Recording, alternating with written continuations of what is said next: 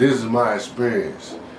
Inmate number BO8200, Albert Corey Hunter, also known as Iceberg. Did 10 years max, numerous months in county jails all across this country. I'm a real convict, professional doing time, so I ain't gonna do too much more anymore time. Stay released prisoner. Hey, for real, they could have counted that as an escape, okay? Because I knew what I was doing the whole motherfucking time I was watching them fuck up.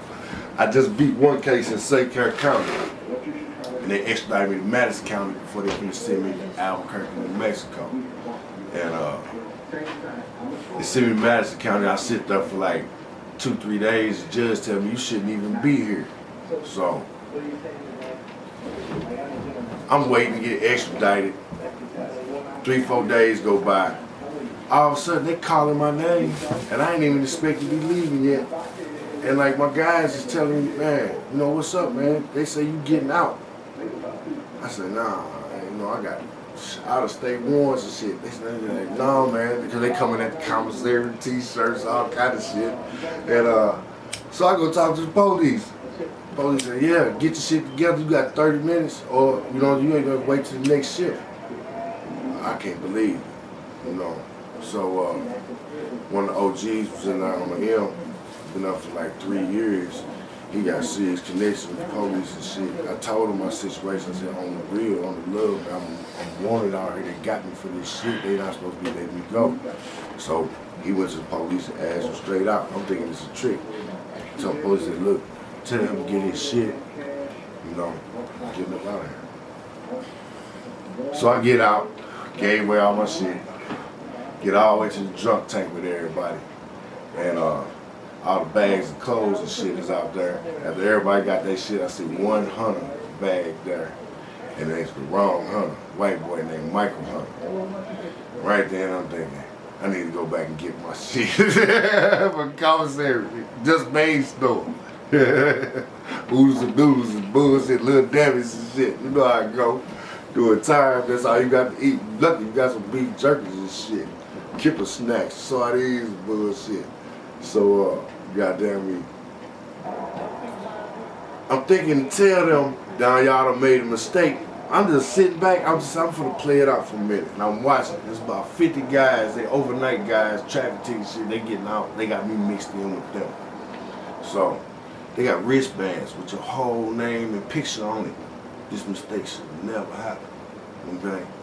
So, I watch these guys walk out the door as they being called to sign their release papers and coming back. I still ain't dressed. This little white boy shit is real small, t-shirt, pants, size 10 shoes, everything for like a 5'6", 5'7" white boy. So after about half the line was done, I went in, jammed my legs in those tight ass pants, jammed my feet in these shoes. I already had some tall tees, you know, I got in on a visit and every damn thing, so they kind of covered up these pants. And I walked my ass out there, signed the papers, police wasn't even paying attention, took my wristband, popped it off myself, kept him from cutting it, threw it off to the side, walked right back in the damn drug tank with everybody else. And I was seconds for freedom, I couldn't believe it. I've been locked up 7 months. I just beat my first case on paper. And they finna send me out to Albuquerque, New Mexico, and I'm looking at 75 years on assault on about 5 police and the chick I was with, and this stolen car case. I just beat this one.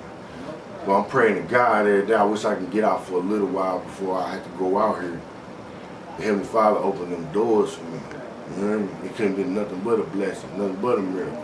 Okay? I don't know nobody that's ever done it. You know, and we all, anybody been doing time and looked out through between them bars to the sky and wished and prayed they would open up them doors for you. That happened to me twice on the same case. You hear me? So, after they got everybody together, all the paperwork and every damn thing, they get us all, line us up, finna walk on out the door. All the police here, this is where I went to prison from, Madison County. All the police here would normally know me, except it was like these particular ones was all new.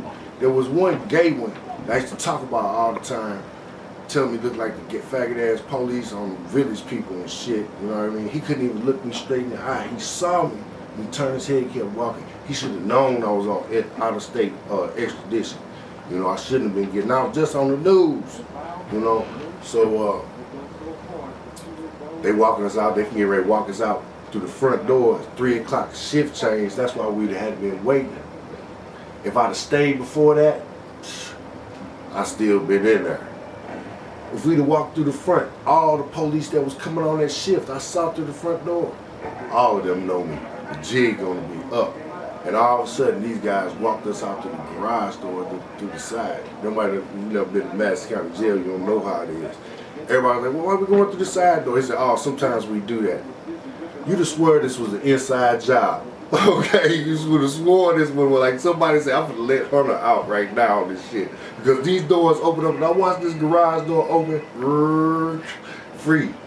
Look, I know I don't got nothing but minutes. That's it, okay? Luckily, my sister lived like 4 or 5 blocks away in Edwardsville. So I'm running these tight ass pants, shoes. I wear size 12 and a half, 13, the size of my size 10, crunched up like this here. Scoop my ass to my sister's house. My niece and nephew there, they run up, they hug me and everything, and I'm telling them, I love you, they know I was getting out, and of course I didn't either. Running straight to my sister, and look, you gotta get me out of here right now. They let me go by mistake, I don't know what it is, I gotta go. So she took me instantly. Shit, 15 minutes after we left, they was there with AKs and dogs and every damn thing, followed my scent to her house. We was already gone, all right? So she take me over to St. Louis, drop me off. And she go back. When she get back, they pull her over and everything, and she act like she don't know nothing. They can't prove nothing. She ain't seen nothing, so they have to leave them alone. But they terrorized everybody I knew in Illinois. My mother's house, father's house, friends and associates. I mean, in the middle of the night, would walk up on their houses, you know, knocking on the doors with all police and shit like that. And they would laugh at me like, why do you think he here? You know, friends of friends and associates. I'm on the news every day because of this shit. Meanwhile, I'm in St. Louis, kicked back on the south side, watching the shit, all right? So, goddamn me, about 3 months go by. During this time, I'm DJing, staying in the basement, let's say this punk name. But we was at the upstairs lounge, you know, it was a little hip hop spot, we open till 3 o'clock in the morning. And so I would sneak up there Thursday nights, hip hop night, and I would spin for a couple hours. Meanwhile, I'm on the news every day, okay, with this mistaken released prisoner shit, okay, that's what they call it, okay? Because they realized I didn't escape, they let me go by mistake. I'm on the news every day. Not everybody in the club knows that's me, but a lot of people there do know, because ain't nobody saying nothing. I made some real good mixes during this time. I was in the basement hiding, I was making CDs, I was selling, this is how I was living, you know what I mean? So this guy basically had me like a little monkey in a cage, like a prisoner. Like, I can't leave his shit, I can follow his rules, like police fucking look for him, I'm gonna balance for him. And he's a lame ass nigga I really wouldn't fuck with. But I was safe there because nobody could associate me with this guy. He's not the type of motherfucker I would normally fuck with. So, push come to shove, motherfucker called the police and turned my ass in for a little hot $500,000, whatever the fuck it is, right? 6 o'clock one morning after I DJ'd the night before, he already know don't bring nobody here. And all of a sudden, he brought some people in while I was laid back, sleeping blanket over my head. Next thing I know, it's the police, you know. So I was on the news, took to the just though, you know.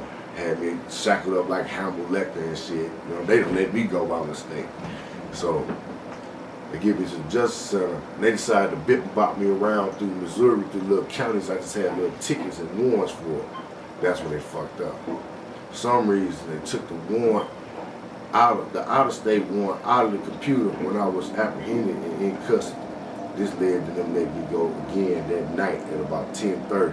Let me go again by mistake, second time now. Friday morning in jail, after being on a run Friday night out. By Monday, what do you think? Back on the news again. Mistaken released prisoner is re-released again. Heavenly Father bless me again, you hear me? So look, this time I got to be with my daughter. That was the main thing, you know. And I promised her I want to look in her eyes. When the day they caught me, It was kind of funny. We was at this in-town suites on Lindbergh 270, and my baby mama used her debit card to order some pizza, and they was tracking her shit and her phone calls and everything. And they went to the Pizza Hut, talked to the delivery man, and they told them where they delivered the pizza to, and that's how they fucking found me. Look at some shit. So anyway, one day about 3 o'clock, we sleep and getting ready to get up and go eat. You know what I mean? Something around 4 or 5 or something like that. They sleep and I'm looking at TV. Get ready to turn on the news, see if I'm on the news like I am every day. And I heard this dog barking. This hotel got signs say no dogs allowed all around. Instantly. The senses, yeah. Walk out, look on the front door, all police, whole parking lot. I go to the window and look, 2 helicopters, news helicopters. I grab a little girl, give her a big hug, it's like, this is it, you know, if they coming. So I wasn't thinking of running or nothing like that on foot. I kind of did, you know what I mean? I was in my mind, I know how this building is, maybe I should run on foot, but shit. I gave in, they came in, the dog cuffed me up, took me to jail, you know. So they took me to Albuquerque, New Mexico. I'm talking about, it was like 2.5 days on this circuit ride around the country, picking up and dropping off people, transcords to come, shackled down the bus, just driving all day, every day, dropping people off, picking them up. And we went all around the country before we even got to Albuquerque. Horrible fucking experience. That's another part of doing time. Anytime you busting around on a circuit, they call it, oh man, they treat you like shit. You go into different prisons or different jails and shit. You know, they'll pick at you, they know who you are when you coming, shit like that. I got into some shit in Clinton, Kentucky, and fought with the police. I was strapped in the chair eventually, and I broke one of the goddamn straps. They had me like Hannibal Lecter. I ripped that shit off. About 10.5 hours in the black fucking saddle chairs, you know, the disciplinary chair. Shit, when they finally opened it up and let me up out there, shit, I fell straight on the fucking floor. You know, stressed out. I felt like, oh man, I had never been through that type of torture in my life. And shit, I was out of there the next day, back on the damn transit, still on the damn bus. You know, horrible fucking experience. And when I finally got to Albuquerque, New Mexico, I did my paperwork in the law library, filed my shit, notarized, certified, you know, of course, honored everything. And in 3 months after all of that, it was over with, you know. So that's the satisfaction of fighting your case. It's almost like a slave being let free, you know. And if you understand what black people, and a lot of people been through that, being, you know, in prison or enslaved, be like that in that situation, and then win your freedom, win your life back. You know what I mean? That's a unique experience, you know. Many compromises, stupid bitches, and, you know, flakes will fall in, you know what I mean? We doing a whole bunch of doing their whole life on what they call the installment plan. You know what I mean? It's going back and back, they just like doing time. Being in there, shit, that's a whole nother subject. You know, the type of people that be in jail and in prison, like everyone out of A1 hustler, thug, gangster, straight up, you know, it's a lot of lame asses, you know, a lot of poor, broke, nothing. You know what I mean, uneducated, you know, you have to find your little cliques, you know, like because I'm mixed, I'm making my business don't click with nobody, and I'm big enough, strong enough to be my own damn gang, represent myself, so I kind of fucks with everybody, you know what I'm saying, even though I'm GD and True Blue, you know, I got a lot of blood association, you know what I mean, no Crips, of course, you know what I'm saying. You know, we don't, you know what I'm saying, as folks, we don't even trip off colors and stuff like that, so they go right along with me. You know, I talk to old people, you know what I mean, I talk about religion or law, you know what I mean, anything that's relevant, you know what I mean. Shit, I learned musical skills, writing music from a little funny looking guy, with nobody else talking to, you know what I mean. I just started talking to him, he got talking to somebody never known in music, like how music is written, you know. You run across unique characters sometimes with good stories. One of the best things to do is read Supreme Court case appeals. And they tell everything that went on with a person when they got arrested, and then their court case. and why they doing time. Okay, you read a lot of these cases is like movies. I learned that when I was there. That was the first interesting thing in the law that I was understanding. Reading old court cases, I started looking up all premeditated murder, execution style murder, serial killer murder, and stuff like that. Interesting stuff. And I ended up running into one of the guys that I was locked up with, Dr. Santa Maria. He ground his wife up in a meat grinder. Now I read this fucking whole story, appellate court cases. This case been on appeal a whole bunch of times. He on the Gary right under me. I'm on 8 Gary and 6 Gary. Okay, we got a picture of him and everything. I think when he was younger, been locked up like 30 fucking years. Every time I see this guy, little Puerto Rican guy, he always got a bunch of books. You know, he been like 20 years, a bunch of paperwork and shit. He got a desk in his cell and everything. I always look at him like he's on this shit or whatever the fuck it is. You know what I mean? And you know, I'm young. You know what I mean? I'm early 20s. I'm just learning this legal stuff. Like I said, I'm just now in the law library trying to find stuff to read and get affiliated with it. I see this guy picture. I can't help but talk to him, you know, and ask him what it is. So I walked by him a couple times now different. I read his whole fucking case, you know, what he did. He bought the fucking meat grinder, grind up cows, killed the wife, ground her up, fed her to the pigs, cleaned the meat grinder up and took it back, and that's how he got caught. If he'd have kept it, he'd probably never known nothing. But he took it back and it was still blood and they cleaned it all the way and they figured it out. So this guy, when I confronted with it, I stopped at his cell, looked over at him. I said, Dr. Santa Maria, the guy's whole doctor.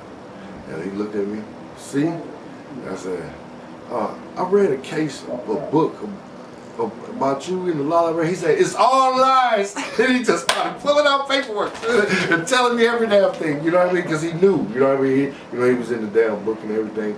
And he ended up being a good little friend to talk to. Weird little old guy, you know what I mean? Like I say, you run into guys, they got stories, you know what I mean? That might be the biggest, tallest, strongest, you know what I mean? You know, everybody locked up for a reason, everybody got a story, you know?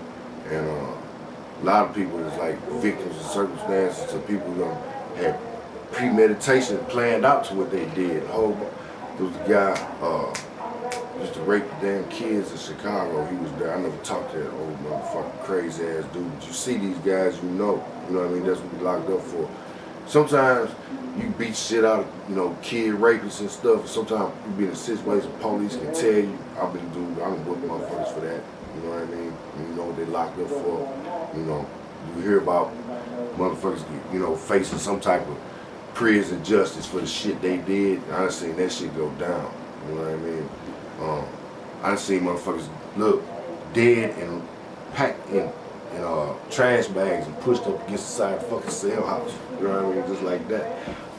One guy, the only guy that's supposed to escape from Stateville, actually was killed, chopped up, and buried in a building they was tearing down. He was a Latin King chief. And when I was there this was 95, they had this interstate compact and they was shipping out all the gang chiefs in Illinois. All this shit was going on with Larry Hoover and all the chiefs. So one of the Latin King chiefs knew this, and I used to know the names and everything. So he tells where this guy is at. You know, somebody's been escaped. They family want to know something, know the truth. You know what I mean? All kinds of shit. They always put it on escape. Kind of find out. After digging up the whole South Yard, I watched it. We was on lockdown for like 8 months because of this. Out my window, I'm watching them dig up this whole yard just to find these remains of this person. You know, that supposed to be the only person escaped from Stateville. You know, just to even know that story. You know what I mean? And been there and saw that, you know what I mean? Imagine if it was you. And this guy was supposed to get out in days when they killed him. In days. Killed him and buried his, chopped him up and put him in a building they were already tearing down in the basement. The building collapsed down on him. Buried there for over 20 years before the truth come out. Imagine if it was you, you know, or your family, you know what I mean? Some harsh realities in prison, you know. Shit, you see some of these little girly boys made into straight bitches. That's sad. Sometimes I wonder now, like it's so much metrosexual, homosexuality in the streets, the gayness and shit. I wonder what it's like in there now. They probably all swapping out. You know what I mean? So acceptable. You know, that's one of the things I hate. I'm totally against homosexuality, all right? And I noticed some guys that been doing time, been locked up for a long time since they were juvenile, never had no pussy. I kind of can understand, but I don't condone it, you know what I mean? And like sometimes the shit they be talking, you know, niggas doing time got they rap, they spit that shit that they be into. And you know, and some of them real killers, you know what I mean? They got their little boys, you know, whatever the fuck, you know, I kind of shy, you know what I'm saying? Slide up off that little shit, you know, they get to rapping on what they doing and whatever the fuck. I don't give a fuck about punks, you know. I don't want it no way, but it's a lot of it there, you know. And because, like I said, because nowadays what it is in 2016 now, you know, homosexuality is like real shit. You got all these, it's a shame to see young black men being gay, you know what I mean? But shit, combine that with jail, shit. There's a lot of flip-flopping, swapping out, you know. So, like I said, that's the type of shit that I hate dealing with while doing time. On the real though, I'd rather be by myself and not dealing with nobody. I'll go to the hole, I'll do some shit, you know what I mean, walk to the hole, get them for a long fucking time. I draw, you know what I mean, get into my thoughts, you know, get into my court case, get away from motherfuckers, you know what I mean? And I got no problem going to them, because that's the only thing they can do to you. Wherever you do, you go to the hole for a while. I let them know that shit don't mean nothing to me. You take me where the fuck I want to go. Bitch, you know, whatever the fuck. I cite riots and shit, you know what I mean? I be talking that shit when I'm locked up, you know what I mean? This last little time I was locked up in the workhouse. This is my experience. Inmate number BOA 200, Albert Corey Hunter, also known as Iceberg. I did 10 years.